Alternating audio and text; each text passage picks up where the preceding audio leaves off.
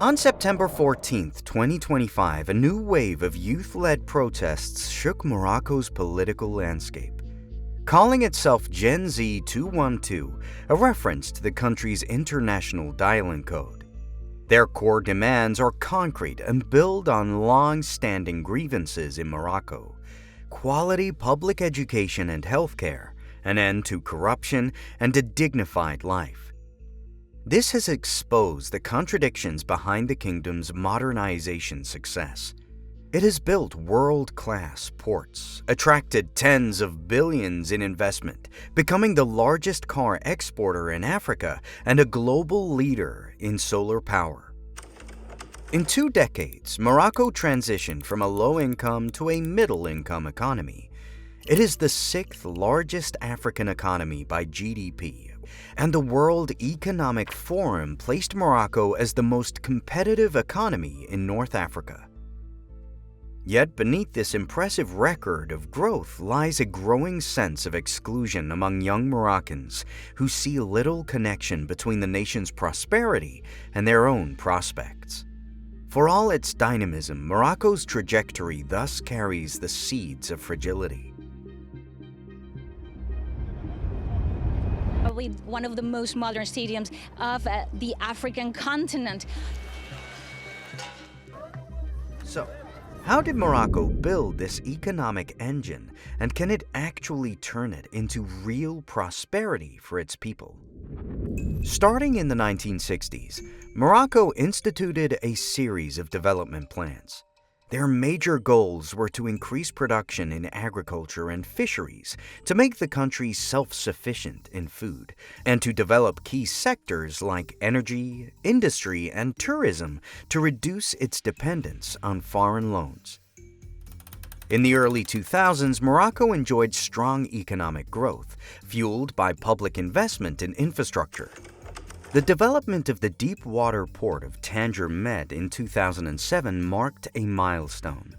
Located near the Strait of Gibraltar, it is a large port complex and industrial zone in Morocco connecting sea routes between Europe, Africa, Asia, and the Americas.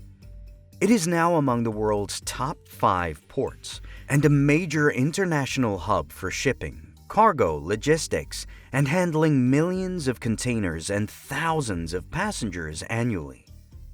The complex includes an industrial platform with more than 1,400 companies in various sectors.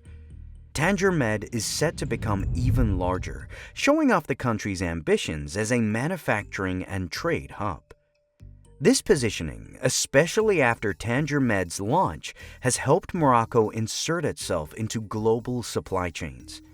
Foreign investment has risen swiftly. Since 2020, the country has drawn about $40 million in greenfield manufacturing investment, catapulting itself into the ranks of the world's top recipients. Nowhere is this more visible than in the automotive sector. Car firms have invested more than $8 billion since 2012, roughly a quarter of the total foreign investment Morocco has attracted since then. Just last year, Morocco overtook China and Japan to become Europe's largest supplier of cars and parts, cementing its status as a manufacturing powerhouse. The country's officials attribute the success to the investor-friendly policies of King Mohammed VI, Morocco's leader. To please overseas businesses, his government has poured money into electricity generation, ports, railways, roads, and solar facilities. Between 2000 and 2025 alone, Morocco spent between 25% and 35% of its GDP annually on infrastructure, among the highest rates in the world. Perhaps the biggest draw of European firms is a free trade agreement that was struck with the EU in 2000. Preferential deals with over 60 other countries have followed. This drew big investments by car makers such as Renault-Nissan and Stellantis, which have made large investments in plants and local supply chains. This has allowed Morocco to become the continent's leading producer and exporter of cars, surpassing South Africa. Additionally, the country now hosts major automotive parts manufacturers, including France-based Valeo and Japanese companies Yazaki and Sumitomo.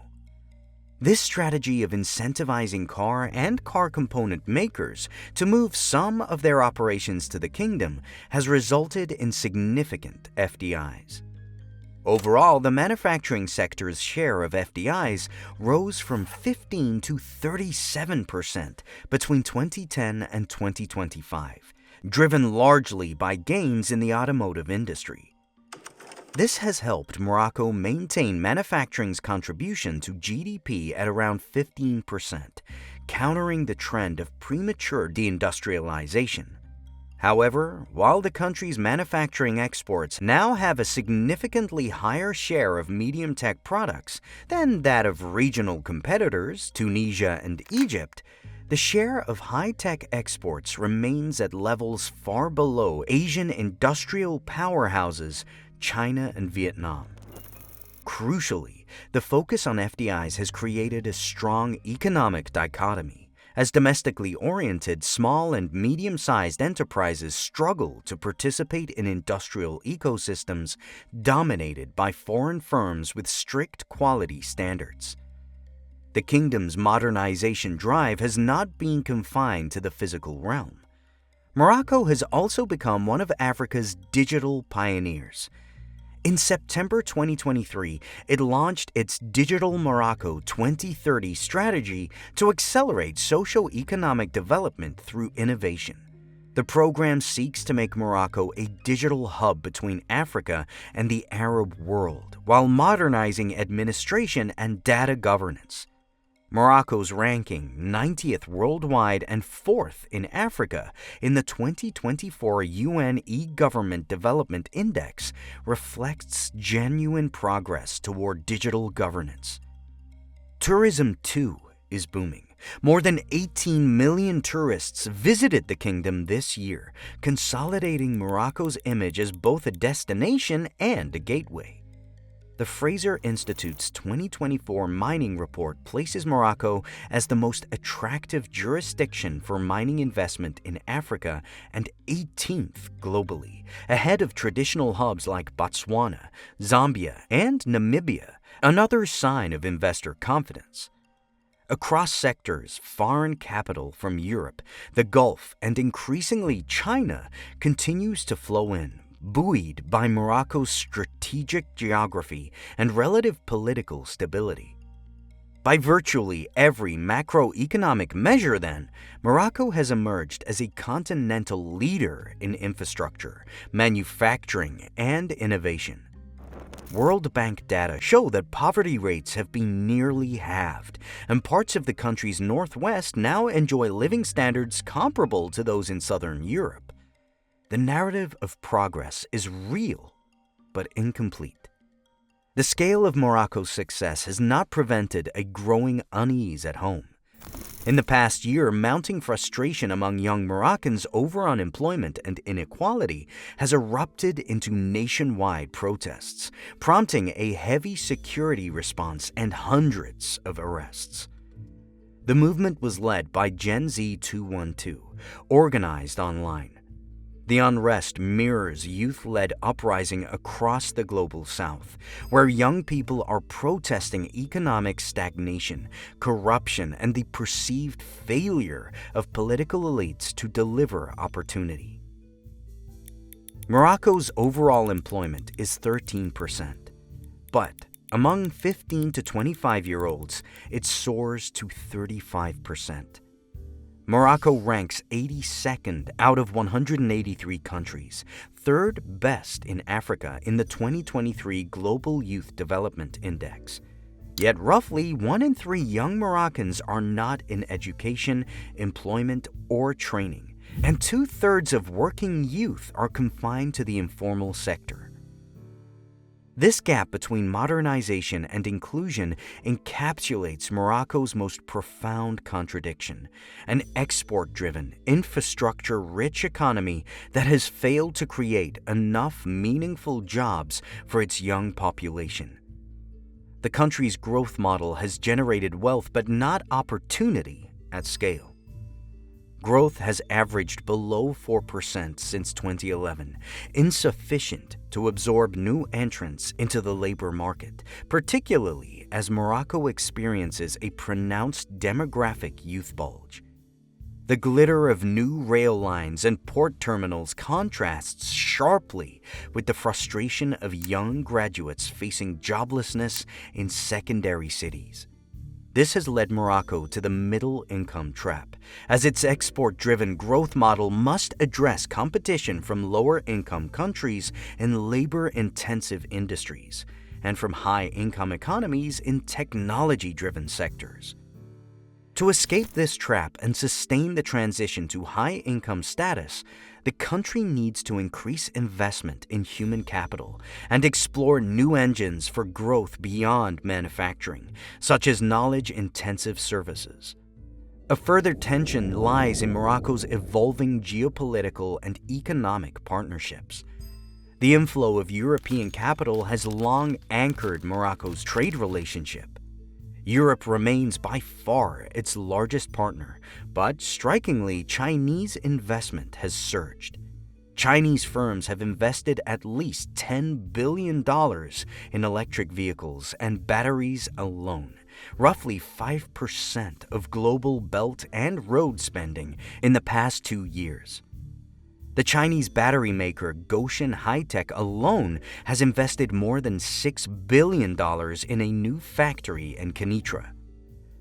Such investments may come with drawbacks, however. The entanglement with China could draw Morocco deeper into potential trade wars. At the same time, the United States remains a central pillar of Morocco's strategic orientation. The kingdom's partnership with Washington is long-standing and multifaceted. In 2020, for the U.S., the map of Morocco went from this to this, as the U.S. recognized all of Western Sahara as part of Morocco. It is a disputed territory contested between the Kingdom of Morocco and the Polisario Front, an independence movement representing the indigenous Sahrawi people. This is what Morocco has been wanting for years. Under President Donald Trump, the U.S. recognized Morocco's claim over Western Sahara. That map sealed a major shift for Morocco. This is important because the disputed territory has one of the world's largest phosphate mines, Bu Kra. Phosphate is a key ingredient for fertilizers and is essential in today's agriculture. So, globally, to have enough to eat, we basically depend on these rocks. Morocco possesses most of the world's phosphate reserves.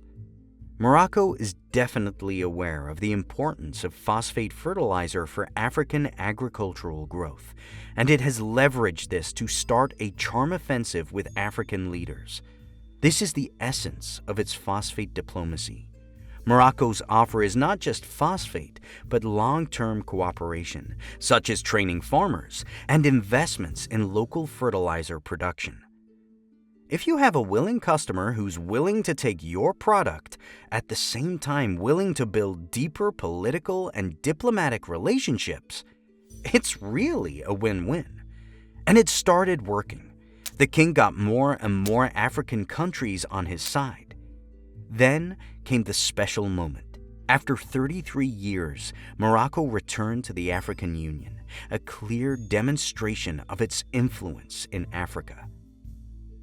If the present trend continues, high capital inflows, impressive infrastructure, but persistent social and regional disparities, Morocco may experience a high productivity, globally connected economy on one side and a stagnant, underemployment domestic sector on the other.